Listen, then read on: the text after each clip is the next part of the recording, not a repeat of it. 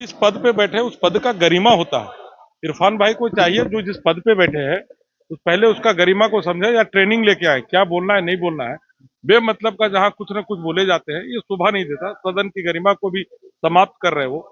अगर कोई घटना घटी है हजारीबाग में तो उनको ये बोलना चाहिए था, पद में है, कि इसका निष्पक्ष जांच हो, जो इसमें सम्मिलित है उसको कड़ी से कड़ी कार्रवाई की जाए, चाहे कोई समुदाय का हो, या हिंदू समुदाय का या मुस्लिम समुदाय का, जो भी हो, इसमें उसे कड़ी से कड़ी सजा देनी चाहिए कि इस तरह की घटना का पुनरावृत्ति ना हो। बयान ये आना चाहिए। दूसरी बात, जब जब भाजपा की सरकार रहती कहीं दंगा नहीं उठती, कोई तरह का बात नहीं होता। जब जब इस तरह इन लोग की इंडिया गठबंधन की सरकार रहती है, कैसे मनोबल बढ़ जाता है उपद्रवियों का, कैसे बढ़ता। प्रश्न तो यहाँ है, भारतीय जनता की पार्टी की जहां भी सरकार रही कहीं किसी प्रकार का हिंदू मुस्लिम का दंगा नहीं होता, लेकिन जैसे ही भारतीय जनता पार्टी की सरकार नहीं होती है, उपद्रवियों का मामला कैसे बढ़ जाता है इतना, इसकी जांच होनी चाहिए। ये सोशल फैब्रिक बार बार क्यों बिगड़ता है, ये भी एक सवाल उठता है बार बार। देखिए, जब तक भारतीय जनता पार्टी की सरकार रही नहीं होता है, और नहीं होने के बावजूद होता है। कुछ थोड़े बाहर से घुसपैठिए भी हजारीबाग में बहुत भारी मात्रा में बस गए, उसके कारण भी कहीं न कहीं हजारीबाग को शांत करने का प्रयास किया जा रहा है। आज मैं क्वेश्चन भी इसी बात पे लेकर डाला हूं कि बोलने का अगर मौका मिलेगा तो इसकी निष्पक्ष जांच की मांग करेंगे।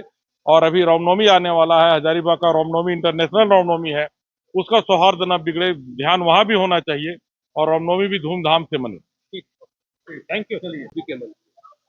निश्चित रूप से जिम्मेदारी हमारी है और हम लोग जिम्मेदारी इस बात की लेते हैं। ठीक है, अगर कोई घटना हमारे क्षेत्र में ऐसी होती है, और जहां तक रह गई बीजेपी क्या कह रही है और हमारे मंत्री क्या कह रहे हैं, तो कुछ ऐसे लोग बीजेपी में भी हैं जो आपस में ये लोग खेल खेलते हैं।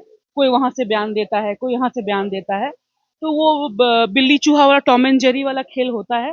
उस पर मैं कुछ नहीं कहना चाहूंगी, लेकिन हाँ, हमारे राज्य में ऐसी कोई भी सेंसिटिव इशू होता है तो निश्चित रूप से हम लोग जिम्मेदार हैं और हम इसकी जिम्मेदारी लेते हैं।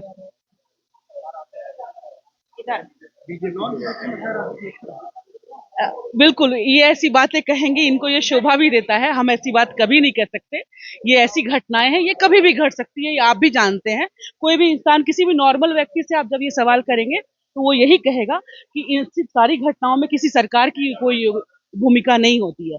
ये घटना ये कभी भी हो सकती है। ये कभी बीजेपी की सरकार हो ना हो, कांग्रेस की सरकार, गठबंधन की सरकार है, कभी भी ये घटनाएं हो सकती हैं। इस पे किसी आप पार्टी को कैसे जिम्मेदार दे सकते हैं?